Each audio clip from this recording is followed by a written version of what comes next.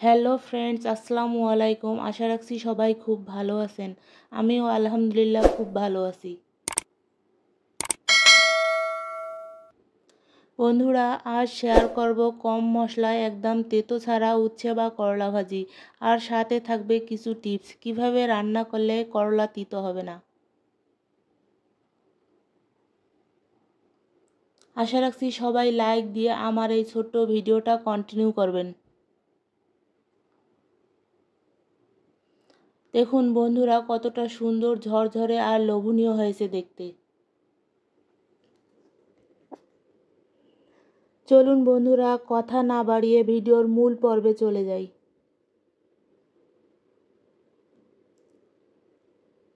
Welcome to my Jeff kitchen.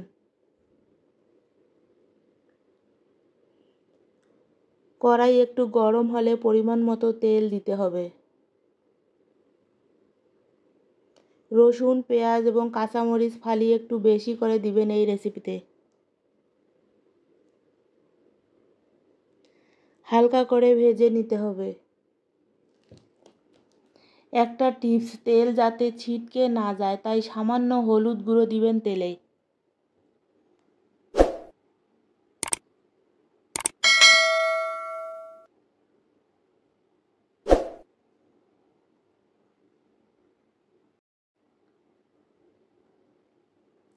ভাজা হলে কেটে ধুয়ে পানি ঝরিয়ে নেওয়া আলু আর উচ্ছে দিতে হবে।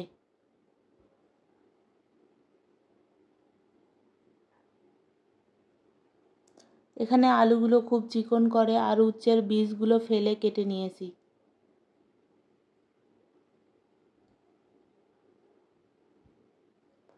বন্ধুরা, উচ্ছে বা করলা যদি তেতো ছাড়া রান্না করতে চান অবশ্যই ঝাল লবণ একটু বেশি দিবেন, কারণ তেতো খাবারে ঝাল লবণ একটু পরিমাণের থেকে বেশি টানে।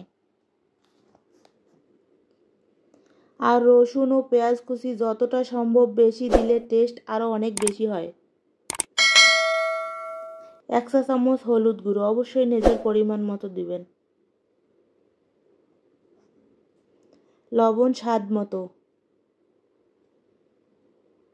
এই রেসিপিতে আর কোনো রকমের মশলা দিবেন না, তাহলে খেতে একদম ভালো হবে না।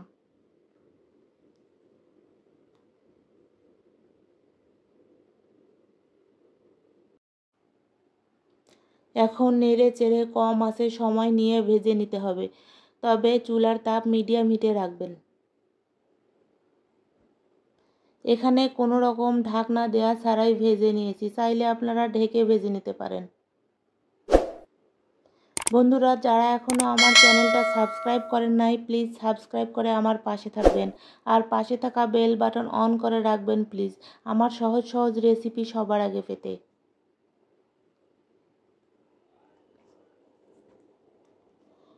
এভাবে একটু সময় নিয়ে লাল লাল করে ভেজে নিতে হবে, তাহলে বুঝতেই পারবেন না এগুলো করলা খাচ্ছেন।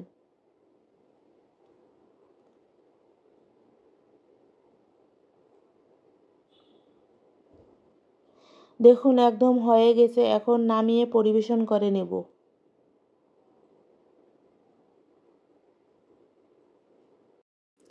যারা তেঁতোর ভয়ে খান না, এভাবে করলে অন্য কিছু রেখে এই করলা ভাজি দিয়েই খাবেন। ভালো লাগলে অবশ্যই এই রেসিপি ট্রাই করবেন একবার হলেও, এটা দুর্দান্ত হয় খেতে।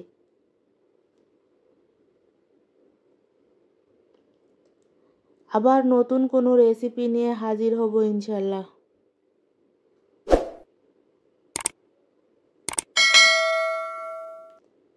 সবাই খুব ভালো থাকবেন। আল্লাহ হাফেজ। আসসালামু আলাইকুম।